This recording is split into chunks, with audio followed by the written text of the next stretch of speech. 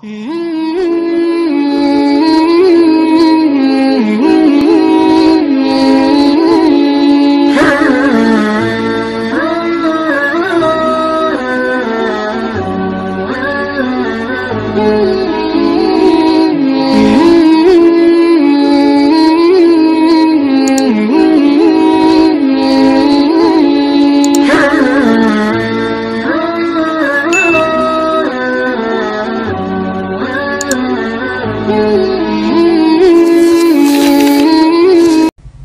penting saya utarakan sanad karena sebagian kesesatan fatwa itu juga karena nggak punya apa sanad. Soal orderan Mbak Idris Pak Lek Kaulo untuk melawan fatwa tadi Malakat Eman Hukum, saya kayaknya tidak nuruti itu karena fatwa itu jatuh dengan sendirinya. Karena saya yakin nggak ada yang mendengar ya. Nak dilawan corong Jawa mariku mau luhur gitu. Karena pasti sudah jatuh dengan sendirinya. Karena kata Rasulullah SAW itu al halalu bayyinun wal haramu bayyinun. Jadi semuanya itu sudah jelas. Manusia itu diwatakkan untuk mencintai fitrah salimah. Sehingga dalam tradisi jahiliyah sekalipun ketika Rasulullah mulai dakwah, itu kata orang-orang Quraisy, Muhammad, kalau kamu ingin aneh-aneh itu karena ingin kaya, jama'na laka malan, kita kumpulkan harta, kemudian Anda jadi orang paling kaya. Kalau kemudian Anda ingin dari aneh-aneh itu mendapat perempuan, kata orang Arab jahiliyah sebelum ada Islam, kata mereka juga, zawwasnakaha, maka perempuan itu yang kamu cintai, kita akan mengkawinkan, menikahkan kau dengan dia. Artinya adatun nikah itu adat yang dahulu. Dan mulai dulu yang namanya nikah itu melibatkan wali, melibatkan keluarga. Makanya di antara pujian tiba berjanji terhadap keluarga Rasulullah SAW adalah tarakus sifaha falam yusibbu ma'aruhu min adami wa ila abihi wa ummi. Sehingga sifah ini yang definisinya ya jelas, nikah definisinya juga apa? Jelas. Kalau ada orang tertentu yang belum jelas definisi itu sudah dibawa awam lagi. Sudah tidak awam tok, tapi sudah di bawahnya, di bawah nol. Sehingga nggak usah dilawan orang-orang yang punya nilai kayak kita ini. Jadi, karena tadi zaman jahiliyah saja, jika Muhammad kamu ingin aneh-aneh itu, ingin nikah, zawwasnakaha, kita akan nikahkan kamu dengan perempuan yang kamu inginkan. Nggak ada dalam satu riwayat pun yang dikatakan maka saya sewakan atau saya bookingkan, tidak ada. Semua redaksi zawwasnakaha. Itu artinya ada seremonial akad yang bernama apa? Nikah. Makanya dipuji tarakus sifaha falam yusibhum aruhu min adamiu wa ila abilau. Kemudian dalam fikih juga dikatakan nikahul jahiliyah adalah sah, tidak perlu ditajdid. Saya ulang lagi ya, nikah fil jahiliyah itu tidak perlu ditajdid fil Islam asal tidak ada mufsid yang dzati. Misalnya begini ya, kita tidak pernah dengar sahabat-sahabat yang masuk Islam kemudian nikahnya ditajdid oleh Rasulullah SAW.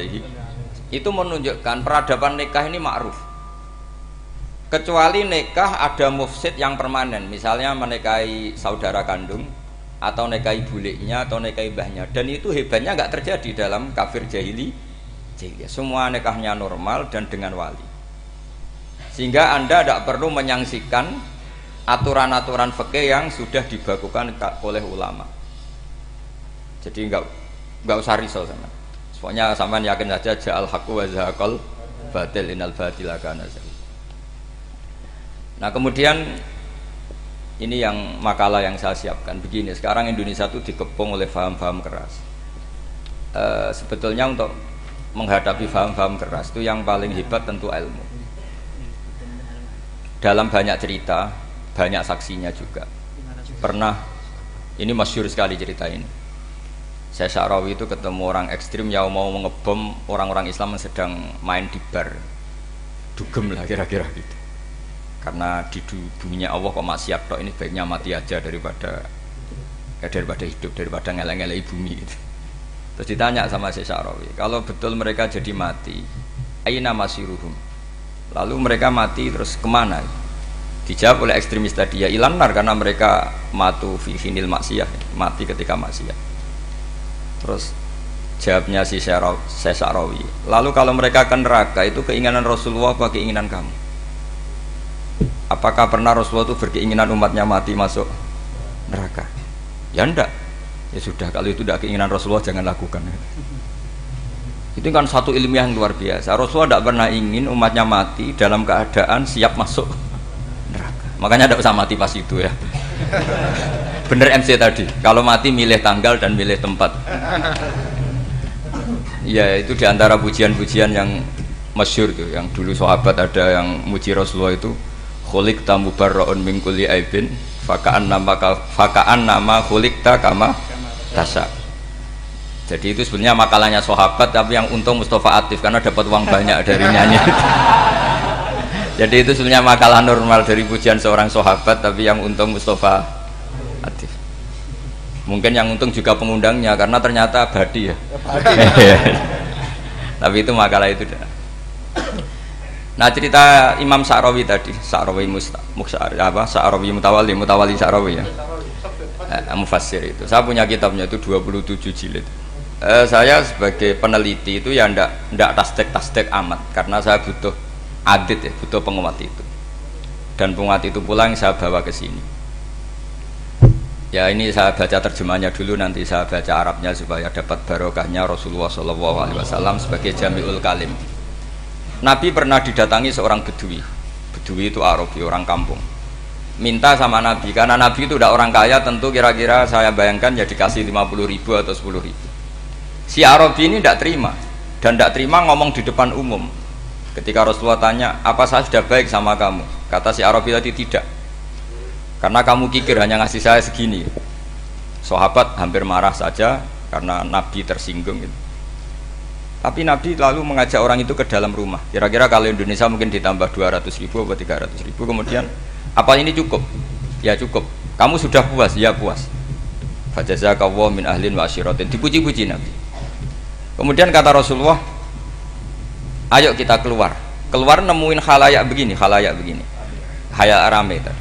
Kamu tadi mengkritik saya, menghujat saya di depan umum. Maka kamu sekarang harus memuji saya di depan umum supaya clear. Akhirnya mau dia. Oke, kita mau. Akhirnya muji-muji bahwa Muhammad orang baik, dermawan gini. Setelah itu dia pulang. Hebatnya Rasulullah ketika pulang kata Nabi begini, sabda Nabi gini, kalau saja dia pas benci saya itu kok mati, saya ulang lagi, kalau saja dia pas komentari saya buruk tadi kok mati, maka dia mati sebagai min ahlin nar karena berstatus pencaci maki Nabi. Akhirnya dia muji Nabi itu lewat disuap, lewat dikasih uang lagi. Loh itu sudah sah. Jadi saking baiknya Allah, Islam suapan itu juga sah. Itu kan muji Nabi itu karena di suap. Makanya ini penting. Sehingga dalam khazanah Islam itu memang agak aneh-aneh. Jadi di antara ceritanya dalam hukum-hukum Islam itu ada orang fasiknya minta ampun, tapi minta karena iman sama hadis bahwa nanti kalau ada orang mati disaksikan orang dua, apalagi kalau 4 min ahlil jannah, maka dia min ahlil jannah. Itu dia fasiknya minta ampun, nyewa orang. Nanti kalau saya mati bilang saya orang baik. Betul. Setelah dia mati bayar. Oh, ini baik. Satu kampung nggak ada yang percaya ini saksi bohong. Tapi sama Allah diampuni karena kesaksian suapan ini. Lalu berarti jenengan ngalalo suap ya ndak, saya ada ngalalo suap, ngalalo sedekah. Karena sekarang kalau ada caleg bayar katanya sedekah. Ya sedekah terpaksa. Ini penting saya utarakan karena apa? Allah itu menilai itu tidak sama dengan pikiran kita. Makanya kubu sebelah itu terlalu ekstrem, memaksa Allah berpikiran kayak dia. Satu karena kurang ngaji. Nomor dua ya tadi emosinya lebih tinggi ketimbang intelektualnya. Ini penting saya utarakan. Ternyata orang yang nyuap tadi apa nilainya plus, yaitu dia iman sama dawai Rasulullah SAW. Kalau yang namanya saksi itu penting. Cuma dia mendapat cara itu lewat suap. Tapi kan iman. Iman kalau dawuh Nabi itu benar, kalau ada saksinya pasti min ahlil jannah. Terus dia nyari saksi harus dibayar, ya dibayar. Sekarang sama iya 1 jutaan. Sekarang saya tanya di KPPS atau di mana-mana saksi pemilu itu dibayar enggak? Dibayar sah apa enggak? Sah. Jadi kadang kebenaran itu harus dibayar. Ini penting saya utarakan karena ada orang perempuan cantik dirayu, digaji supaya main di niklab, dibayar jadi orang maksiat. Lalu mungkin ada ustadz gaji dia, bayar dia supaya mondok. Gak tahu terusannya apa, terus diwayu apa enggak tahu saya. Pertanyaannya, ketika kamu bayar kemudian jadi santri, itu kamu dosa nyuap apa dosa sodako membiayai proses kebenaran?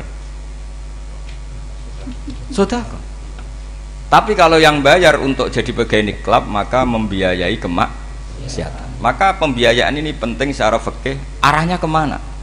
Ke hak apa ke batil? Sehingga di Fathul Mu'in diterangkan, misalnya ada orang layak jadi pemimpin dan kemudian rivalnya itu orang yang menyesatkan atau calon perusak bangsa, ya maka calon pemimpin yang soleh itu wajib berkompetisi meskipun bibadlil mal. Karena kalau yang memimpin orang fasik, kampung ini rusak.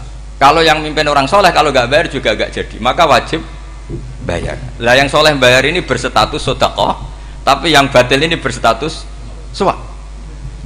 Kenapa demikian? Karena yang namanya riswah atau ada yang baca ruswah adalah pembayaran untuk mengehakkan barang batil dan membatilkan barang hak.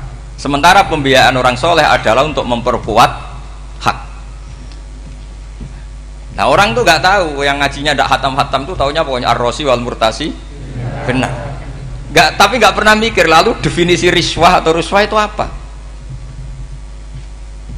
Ini bukan provokasi supaya semua calon bupati gubernur nyuap, ndak, hanya nyuruh mereka sodako saja.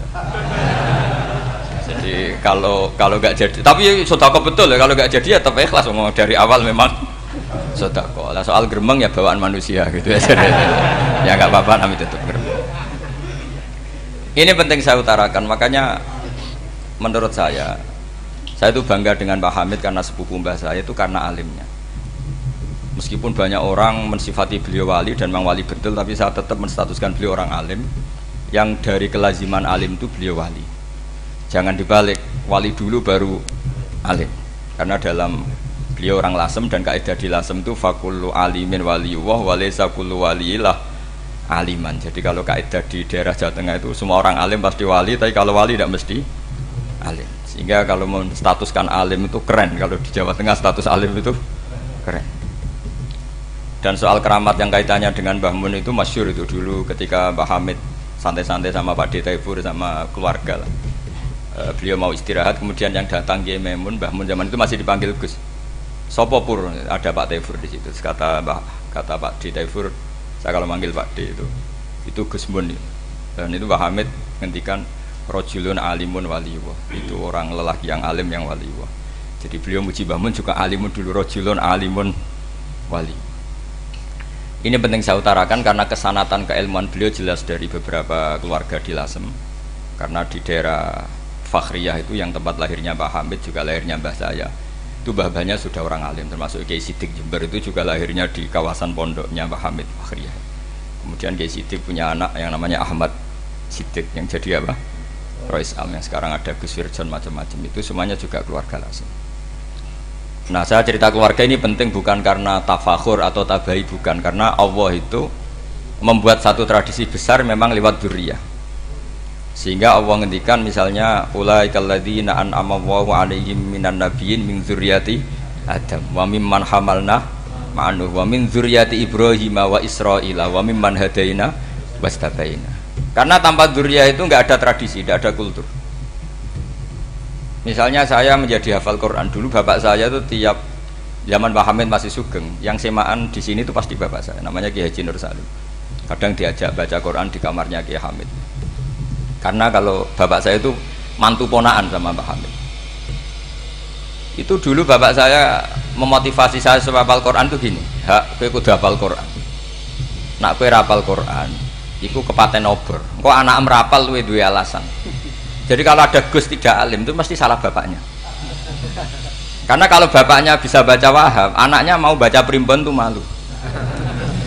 Tapi kalau bapaknya sudah bacanya WA, anaknya jadi primbon. Era cucu sudah dukun.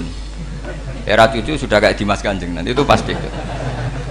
Karena nggak ada rasa malunya.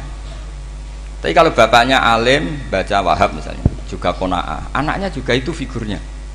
Terus cucunya juga gitu figurnya. Makanya disebut dzurriyatam ba'duha min ba'd.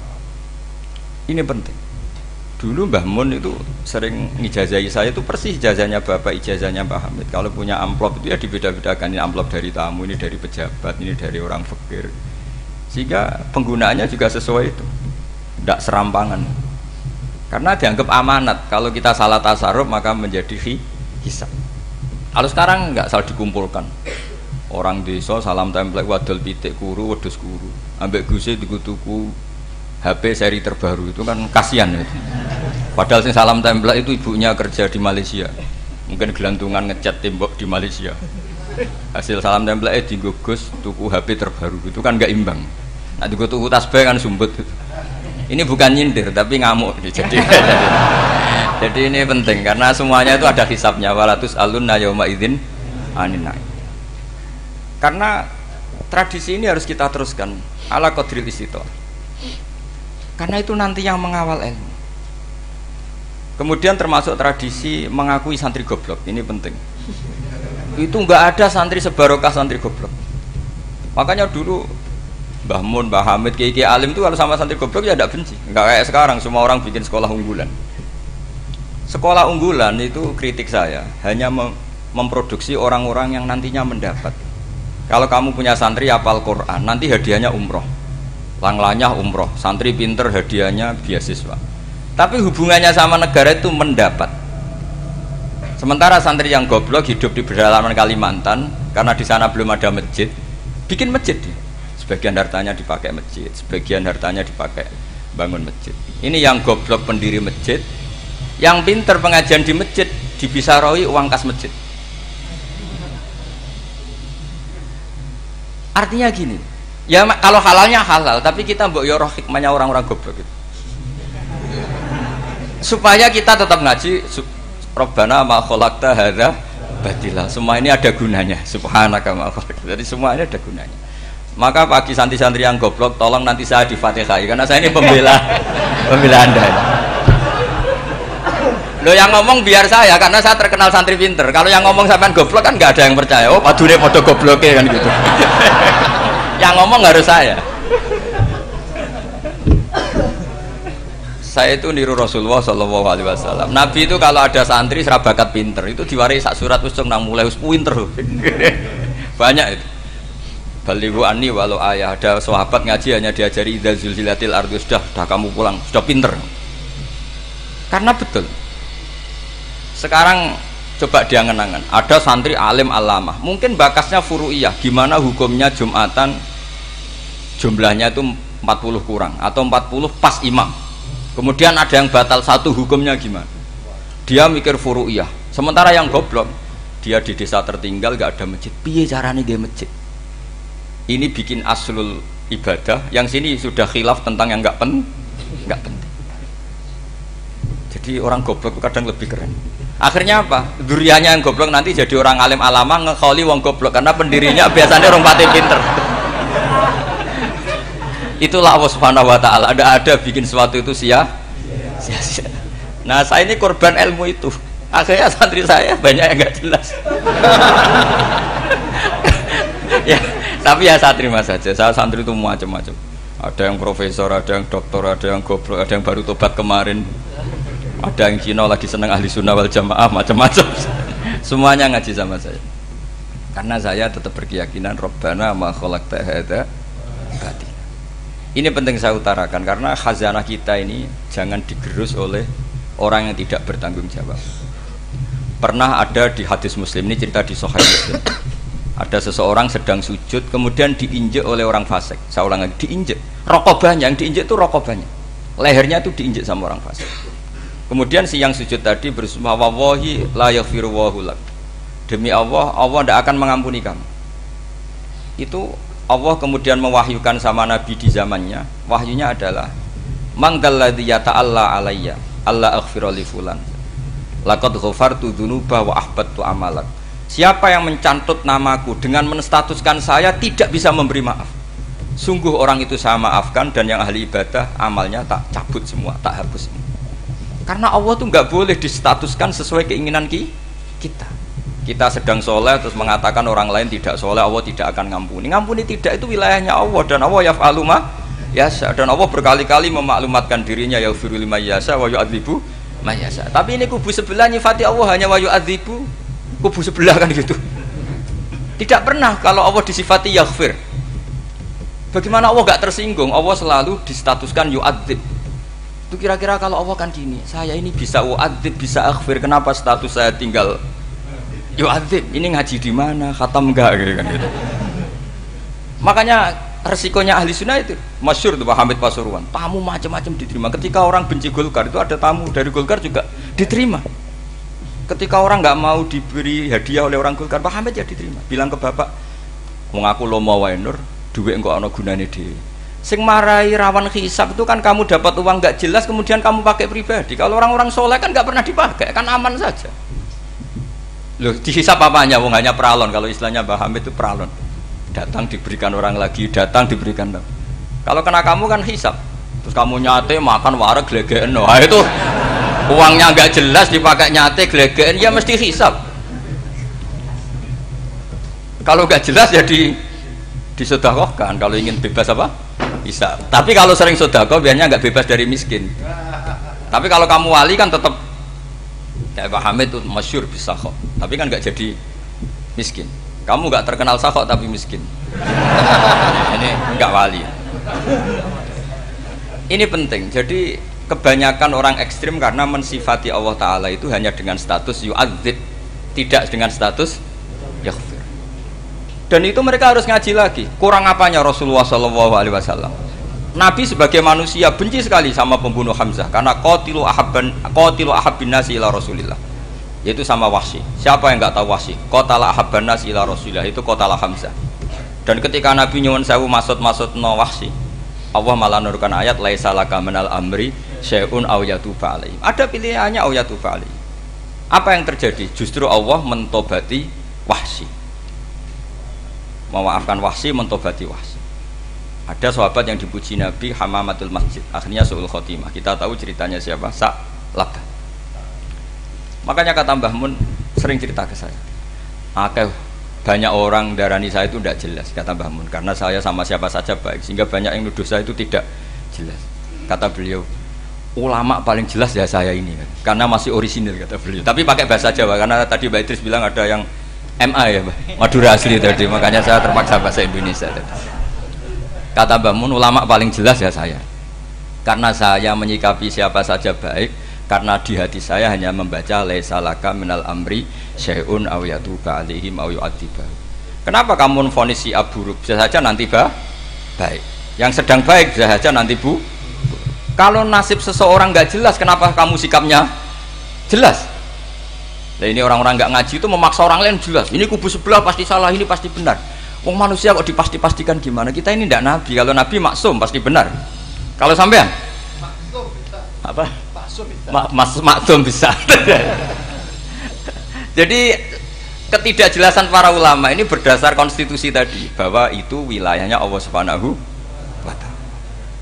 Ini penting saya utarakan. Jadi penting sekali. Jadi orang yang sedang fasik sekarang bisa saja nanti tobat, yang sedang sekarang soleh bisa saja nanti masalah.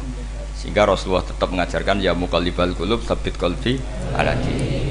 Jadi kalau ngaji itu khatam. Khatam itu begini misalnya ya. Saya pernah ngaji Ihya, belajar Ihya khatam. Bahkan saya punya takrirannya berdasar kitab Ithaf, sarahnya Ihya. Kalau ingin tahu sanadnya sarah Ihya, ya misalnya Gus Idris ini, oleh Idris ngaji Mbah Hamid Pasuruan, ngaji Mbah Dimyati. Mbah Dimyati ini ngaji sama kakaknya Kiai Mahfud Termas. Kiai Mahfud ngaji sama abahnya Kiai Abdullah. Kiai Abdullah ngaji sama abahnya Kiai Abdul Manan. Kiai Abdul Manan ini mulazim terhadap Sayyid Murtado Az-Zabidi. Jadi kalau santri Salafiyah ini ya kira-kira tokoh Sabiah. Karena Mbak Idris Sadisa ya kira-kira sampean itu dari pengarang Ithaf itu baru tokoh berapa? Sabiah, masih keren. Turun pitu. Masih kaya lah. Lah kamu kok miskin? Turun ke 8 katanya kan. Jadi nanti kalau masih keren. Itu sampai ngaji kitab kalau khatam, saya ulang lagi, kalau khatam itu memang ada bab-bab di mana ulama itu harus tegas, harus tafriq bainal haqqi wa bainal batil. Oke, itu bagus. Mana yang hak, mana yang batil kita bedakan. Di bab itu bagus. Tapi kalau nanti kamu ngaji bab tawadhu, lihat di Bidayatul Hidayah atau di semua kitab tasawuf, bab tawadhu itu, kalau melihat kamu orang kafir, kamu melihat orang apa? Kafir. Ini aso ma'akufri, ini maksiat wajar dia kafir. Saya ini muslim kok maksiat. Fadam bi akbah, maka dosa saya lebih buruk. Melihat orang tua, mesti ada aksaru ibadatan, ini lebih tua, mesti ibadahnya lebih banyak. Nanti kalau melihat anak kecil, ada aswaru min nisinnan, pasti maksiatnya banyak saya. Sehingga terus evaluasi gitu, sehingga nggak pernah takabur. Misalnya di sini, saya ini kan gayanya keren, duduk di atas sampai di bawah.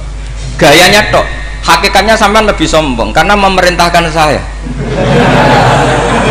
Jadi panitianya itu, makanya saya merasa tawadhu saja meskipun berdiri, karena hakikat saya ini makmur, diperintah. Panitia ini, penyelenggara ini amir, pemerintah. Kira-kira sombong mana? Itu sekali saya tidak memaafkan, finnar itu.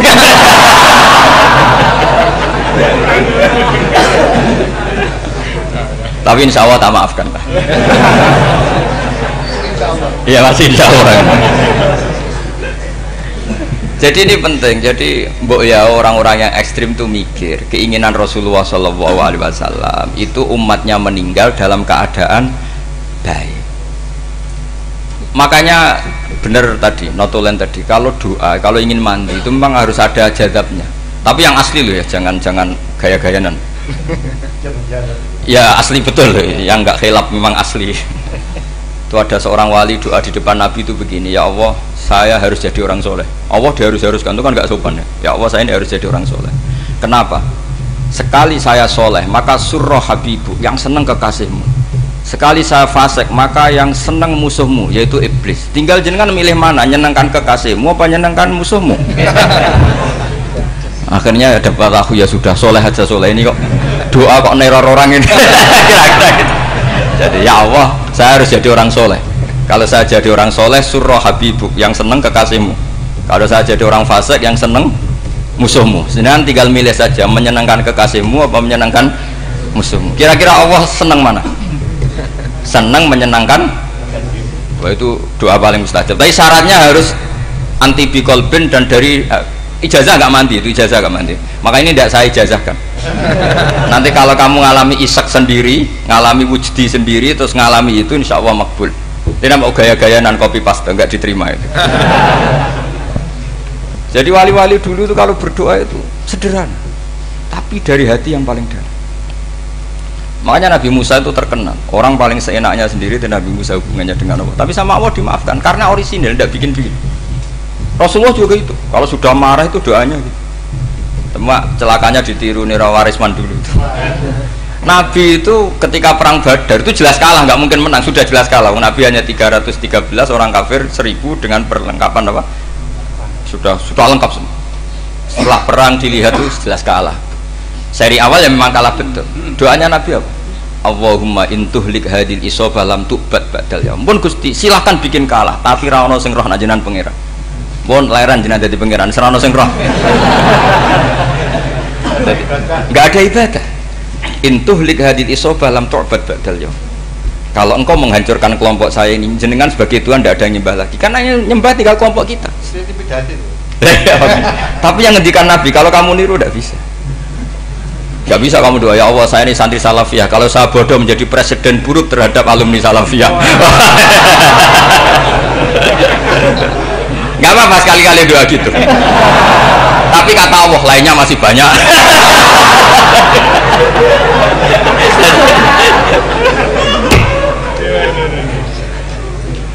Tapi itu syaratnya tadi harus ada al-wujdi wasima. Jadi makanya Imam Ghazali punya kitab al-wujdi wasima. Karena ada masrob, ada syarab. Jadi wali ngikuti para nabi itu ada masrob, ada syarab. Sehingga perasaannya itu beda. Saya punya sekian contoh. Makanya tadi saya bilang di sini yang cerita nanti tak baca Arabnya ya, tabarruk dengan jamil apa kalim. Jadi Nabi menyontohkan gini ya. Hubungannya Nabi dengan umatnya itu kata Rasulullah ibarat orang punya unta atau sapi yang susah itu. yang sarodat itu berat. Kalau bahasa sini apa begitu? Yang larat ya Pak? Melayu. Terus orang-orang lain ingin membantu, kubu sebelah ingin bantu, tapi ketika mereka ingin bantu malah unta ini tambah lari karena asing. Semua selain pemiliknya ini kan bagi unta itu asing, jadi mau dibantu ditangkap tambah lari karena ini orang asing semua, ngajinya agak jelas, asalnya agak jelas, tapi mau ikut umat Islam ini asing semua. Akhirnya kata Nabi yang punya unta itu tadi datang, kemudian ngambil rumput, terus unta itu dipanggil, kemudian unta itu ngikuti. Kata Nabi, ibarat saya seperti itu. Kalau saya yang memimpin Islam, saya yang merawat umat saya, maka umat akan mudallalah, akan nurut. Tapi kalau yang rumat kalian, malah Islam menjadi kacau. Kenapa menjadi kacau? Karena tadi nyifati Allah saja salah. Orang Islam baik dihukumi kafir hanya karena tahlilan, hanya karena manakiban dihukumi kafir. Sekarang inginnya Nabi orang menjadi muslim apa kafir? Inginnya Nabi orang menjadi muslim apa kafir? Muslim. Lalu gara-gara melakukan perilaku tertentu dihukumi kafir. Iya, ziarah wali songo musyrik, nyekel patok musyrik. Katanya minta sama mayit. Padahal saya andekan jadi mayit itu diziarahi sampean nggak seneng. Nggak senengnya karena ya kadang murid itu jari gurunya ya kurang ajar. Masa gurunya dibilang gini, ya Allah, ingkana musinan fazid fi isani, wa ingkana musian fatajawas andu. Kata gurunya, soleh tenan darani ingkana. Makanya saya tidak suka zaman ziarah ke saya, kecuali doanya ditasihkan dulu ke saya. Makanya nggak boleh ziarah itu pada Nabi, bisa murtad kan? Coba itu baca di depan Nabi, murtad gak? Ya Allah, kalau ini baik maka gini, kalau buruk. Masa Nabi baiknya ingkana? Lah orang-orang yang menyerang kita kan, itu gak ada zaman sahabat doa seperti itu. Ya mesti gak ada, mana mungkin sahabat baca itu di depan Nabi. Masa Nabi didoain, ya Allah kalau dia baik maka fazid, maka kalau dia buruk, ya gak mungkin. Lah mereka nyerang kita itu gak ada dalam sejarah sahabat. Ya sahabat kok nahlili Nabi itu gak nabi, mau didoain maghfir lahu. Kan ngenyek kanjeng Nabi, kanjeng Nabi jadi ngono maghfir lahu. Ya mesti saja sahabat gak akan tahlilan ya. Yang kabudut itu Rasulullah, bahkan diistilahkan kabudut saja salah, intaqala ila rafiqil ala. Nah kalau sampai harus ditahlili, kalau enggak yang rokok betul. Amalnya pas-pasan, dosanya berkelanjutan. Kondak gimana? Punya tanah warisan yang hasil ngerebut milik orang lain, kamu sudah mati, dipakai anak cucumu, ini berkelanjutan enggak dosanya? Berkelanjutan, berseri-seri. Mereka kalau nyerang kita kan sahabat tidak melakukan itu untuk Nabi, ya nggak mungkin lah sahabat mendoakan itu pada Nabi, kan nggak mungkin. Coba kalau kamu jadi mayit, terus kamu gurunya, terus ada murid kamu bilang Allahumma ingkana musinat fazid fi isani wa ingkana musian fatajawaz anhu, mesti kalau kamu bisa bangun. Ya Allah, cong meyakini saya soleh itu masih ingkana. Kalau guru saya soleh maka, kalau guru saya buruk maka, itu kan taklek namanya apa? Itu kan kurang ajar. Loh, saya tidak pernah doa gitu di depan Pak Hamid Pasuruan, tidak pernah. Saya kalau doakan bangun ya tidak pernah gitu. Allahumma ali darajati fil jannah gitu. Saya nggak pernah, ingkana nggak pernah. Karena andekan itu saya juga sama engkau. Cuma kalau ada orang doa di bangun gitu ya karena orang lain ya tak biarin. Tapi saya tidak bilang amin, ya biarin aja sudah. Tapi kalau santri sarang nggak usah lah doa ya apa? Ingkana kok. Mosok meyakini solehnya gurunya kok nunggu apa? Ini bukan ijazah, ini marah ini. Jadi pelurusan ini. Saya ulang lagi, ngaji itu harus khatam. Pentingnya khatam tadi, kalau di bab tafriq bainal haqqi wa bainal batin, akan-akan kubu sebelah ini benar karena tegas. Tapi kitab itu tidak hanya bab itu, juga ada bab tawadhu. Di bab tawadhu itu, misalnya kita melihat orang kafir, ini wajar maksiat kan, dia kafir. Masa saya mukmin maksiat? Dan ini kafir bisa saja nanti husnul khotimah, saya muslim bisa saja su'ul khotimah. Jika tetap tawadhu, melihat yang lebih sepuh ini aksaru ibadatan minni, melihat yang kecil asghar berarti aqallu maksiatan minni, sehingga melihatnya itu tawadhu.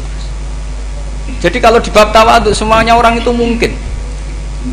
Nah di sini Rasulullah SAW mengajarkan, ketika malaikat Jabal bilang, Muhammad, orang yang mendustakan kamu saya tungkepi gunung biar mati semua. Kata Rasulullah, saya berharap keluar dari tubuh mereka min aslabihim, dari keturunan mereka orang-orang sing mukmin. Sudah karuan kafir saja Nabi tidak berhenti berharap. Jangan-jangan nanti keturunannya mukmin, dan itu betul. Kita tahu Abu Lahab punya anak Darroh itu mukminah, Abu Jahal punya anak Ikrimah juga mukmin. Dulu Walid bin Mughirah musuh besarnya Rasulullah punya anak Khalid bin Walid. Sekarang orang-orang yang abangan nggak hafal Quran, kadang anaknya hafal Quran lewat program PTPQ, kadang yang hafal Quran malah anaknya nggak hafal. Makanya kalau pas wisuda sampai bingung, gurunya tuh sampai nangis. Kenapa nangis?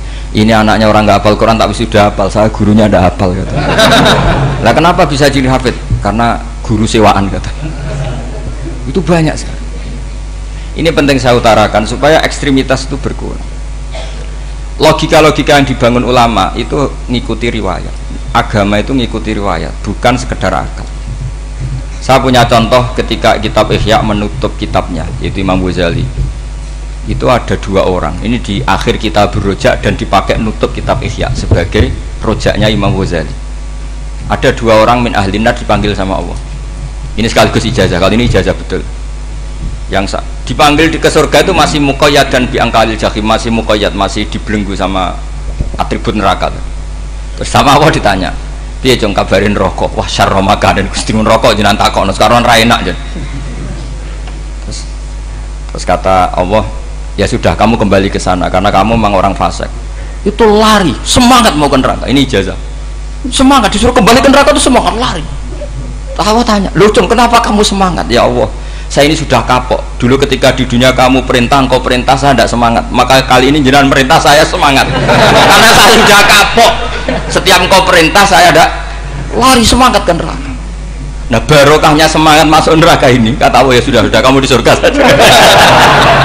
Maka ijazah nanti kalau ada pengumuman silahkan masuk neraka, kamu harus lari sekencang-kencang. Karena itu perintah Allah apa? Yang ketika kita di dunia kalau diperintah males-malesan. Kalau kamu diperintah sholat subuh jamaah kan males-malesan. Dan itu menjadi kita masuk neraka. Sebagai kafarah itu ya Allah, karena ini perintah engkau, saya tidak males-malesan lagi. Wis ngebalikin rokok, lari semangat. Allah akhirnya haru, dimaafkan. Panggil lagi, sudah di surga saja.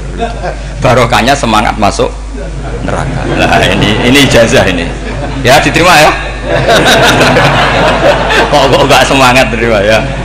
Yang kedua enggak, sudah kamu kembali ke neraka, pelengahan gitu, enggak semangat. Allah dilihat terus enggak semangat. Kenapa kamu tolah-toleh? Ya Allah, saya tidak pernah ngira ketika engkau manggil saya ke surga kemudian engkau kembalikan lagi ke neraka. Ya sudah di surga saja, barokahnya husnudzon. Jadi ini ijazah, kamu milih dua itu, milih yang mana terserah. Artinya apa? Logika kamu itu tidak mesti masuk apa yang dilakukan oleh Allah Subhanahu wa Ta'ala. Itu logika kamu kan tidak masuk, tapi Allah yaf'alu ma yasha. Ini penting saya utarakan. Nah tapi orang-orang ekstrim itu maunya nyifati Allah dengan status yu'adzib, yantakim, jabbar, kohar. Sifatnya Allah Ta'ala itu 99. Kenapa apa kamu hanya satu? Jadi tetap saja menghadapi fenomena seperti ini tetap laisa laka minal amri syai'un aw yatuba alaihim aw yu'adzib. Sehingga setahu saya Mbah Mun, Mbah Hamid Pasuruan, guru-guru kita, habaib yang alim-alim itu melihat tamu macam-macam ya dilayani semua. Karena ini ngadepi fenomena sosial yang semuanya tidak jelas. Kalau nggak jelas apa? Ya kita bisanya berharap karena afdalul ibadah itu intidharul farad. Kalau belum Islam sekarang kita harapkan nanti. Kalau bapaknya enggak kita harapkan anaknya. Kalau anaknya belum kita harapkan cucunya. Karena agama ini limangka nayarjuwo hawal yaumal akhir. Agama ini bagi yang terus berpengharapan, bukan bagi yang putus asa. Ini yang penting saya utarakan. Jadi apalagi Allah sudah punya rencana tadi, yang goblok-goblok di pedalaman Dayak bikin masjid, yang pinter-pinter ramen lomba untuk sangu, untuk umroh. Kira-kira memberi sama mendapat pahalanya keren mana? Memberi. Tapi tidak usah jadi goblok tidak usah direncanakan, sudah terjadi. Jadi makanya saya bela karena sudah terjadi gitu, tapi tidak usah direncanakan. Nanti terus wah goblok aja cara Gus Bak gak apa-apa ndak. Sudah kadung, ini cuma kita itu iman ya. Jadi karena yang pinter itu yang jumlahnya tidak banyak. Ini kita bully saja. Karena kamu bully pun tetap mulia kan orang pinter ini. Tapi kalau orang goblok gak dibela habis dia. Yang pinter buat dikritik kayak apa kan tetap mulia kan. Lah yang muji sudah banyak, saya ngeritik saja lah. Ini tidak akan jatuh Tapi yang goblok ini kan nggak ada yang bela. Saya sebagai umatnya Rasulullah, pecinta umat Rasulullah tak bela, tenang saja. Ada hikmahnya apa? Hikmahnya orang goblok. Betul loh, saya itu sering ketemu dokter, ketemu profesor tuh nangis. Tak tanya kenapa nangis. Bapak saya itu petani, saya di Jogja sampai jadi dekan, jadi rektor. Tapi saya sekarang rektor, anak saya sekedar SMP naik itu sudah senang. Nggak dengar kabar ketangkep BNN sudah senang. Padahal saya ini ahli metodologi. Ternyata pinter bapak saya. Karena bapaknya tadi hanya petani bisa menjadikan anaknya profesor. Tapi profesor tidak mesti bisa jadi. Anak saya naik SMP aja sudah senang. Karena Allah ingin membuktikan pinter kamu itu tidak ada artinya di depan iradatullah. Di depan apa? Iradatullah. Supaya orang tunduk. Lu coba yang jadi ulama tabi'in itu rata-rata abnaul mawali. Anaknya budak yang dimerdekakan. Karena Allah seperti itu. Ada yang tokoh yang tadi dzurriyatam ba'duha min ba'd, itu harus kita jaga. Saya termasuk orang yang ditakdir punya mbah-mbah alim, itu juga harus dijaga. Yang enggak alim peluangnya masih banyak. Banyak sebanyak-banyaknya. Asal tadi lewat jalur sregep, dan kalau bodoh ngaji saya nanti. Tak ajari robbana ma khalaqta hadza napa? Karena ayatnya gitu, min dzurriyyati Adam wa mimman hamalna ma'anu wa min dzurriyyati Ibrahim wa Israil. Terus terakhir ditutup wa mimman hadaina wajtabaina. Itu umum, tidak jalur nasab, siapa saja yang hadaina wajtabaina. Ini penting saya utarakan, jadi ini sebagai penutup tak baca teks Arabnya supaya kita dapat barokah jami'ul kalim. Karena sebarokah-barokahnya bahasa Jawa atau bahasa Indonesia masih barokah bahasa Arab. Cuma kalau tidak saya terjemah dulu, nanti saya baca ini kamu amin amin dikira doa aja sih. Makanya ini diterangkan dulu biar gak korban apa diamini. Karena saya ini pernah Jumatan di satu kampung, imamnya itu sepuh. Imamnya sepuh, khutbah itu gak selesai karena dia gak bisa menyelesaikan sesuai teks di bukunya itu. Yang belakang mantul terus amin amin. Akhirnya Pak Khotib ngadeg lagi, cungkurung doa cungkurung.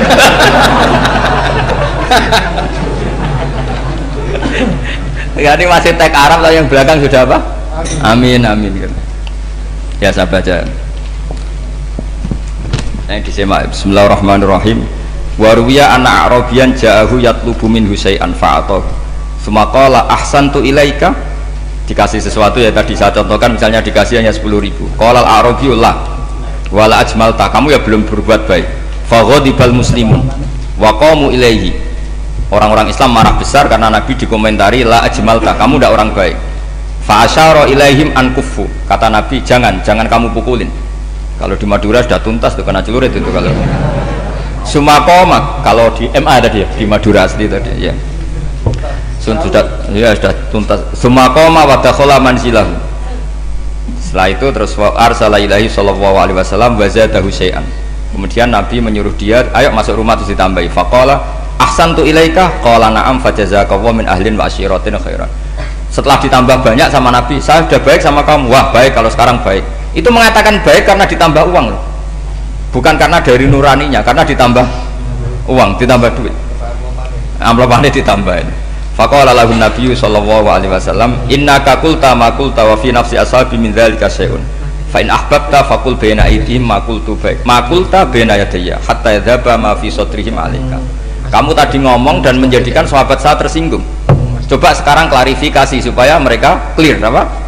Itu menunjukkan klarifikasi itu termasuk wataknya Rasulullah Shallallahu Alaihi Wasallam. Tadi kamu menyinggung saya di depan umum, maka sekarang kamu muji saya juga harus di depan umum supaya clear, supaya mereka tidak punya perasaan macam-macam. Sudah akhirnya qala na'am falamma kana al-ghautu awil asyu ja'a faqala sallallahu alaihi wasallam inna hadzal arabiyya qala ma qala fazidnahu fazama'nahu radiya kadzalik qala na'am fajazakallahu min ahlin wa asyiratin khairan. Terus faqala Nabi sallallahu alaihi wasallam, ini penting ya bagi semua dai, bagi semua ustad, masali wa masalu hada masalu rajulin lahu naqatun sarodat alaihi fattaba'an nasu atau fa'atba'ahan nasu falam yaziduha illa nufuran fanadahum sahibuha khallu baini wa baina naqati fa inni arfaku biha minkum. Jadi namanya unta, sapi atau kuda itu lebih terbiasa sama pemiliknya sama orang lain, sama pemiliknya. Kalau orang lain ikut mantu ketika berat malah tambahlah lari. Sama kiai sama umat tuh, kalau kiai kan punya syafaqah sama umat, maka inginnya umatnya dimaafkan. Tapi kalau kubu sebelah inginnya mengkafirkan, mendosakan, membid'ahkan, itu bisa diharap nggak umat mau kembali, malah lari. Makanya saya pernah ngalami ini serius. Ada orang tukang ngafir-ngafir nawang NU gitu. Di majelis, satu majelis dengan saya. Singkat cerita, semua NU pinter. Waya jamaah duhur itu waya sholat. Ayo jamaah, aku gak sholat. Kenapa? Kafir sholat bar. Gak wajib kafir sholat. Tidak usah kafir, sholat saja. Mereka itu kan omongannya ta'arud, mengkafirkan kita tapi mewajibkan kita sholat. Sholat wajib gak bagi orang kafir? Gak wajib. Berani gak mereka mengatakan yang dikafirkan tidak perlu sholat karena sudah kafir? Berani gak kira-kira? Gak berani. Jadi omongan mereka itu paradoks semua, karena memang gak pernah ngaji. Gak pernah apa? Gak pernah ngaji. Ngajinya betul-betul gak pernah khatam tadi.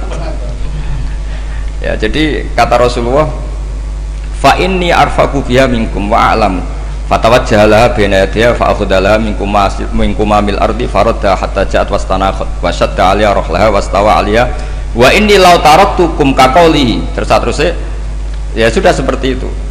Faradda hatta ja'at wa shadda 'aliya rahlaha wastawa 'aliya wa inni law taraktukum terus itu walhasil itu terusannya hadis itu, kalau saya membiarkan dia dengan keyakinannya tadi mengkritik saya dan dia mati, maka dakholan.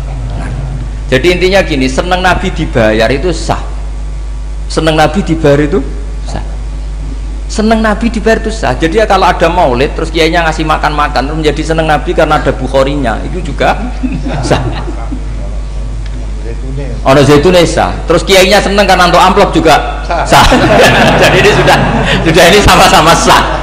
Karena untuk kebaikan selalu sah. Makanya mungkin di sini, ya habis doang ngajian di sini, mesti ada sarapannya pertama. Yeah. Kopi dan sarapan ngaji pagi. Yeah. Jadi orang datang ingin sarapan tidak apa-apa. Tidak apa-apa, sah itu.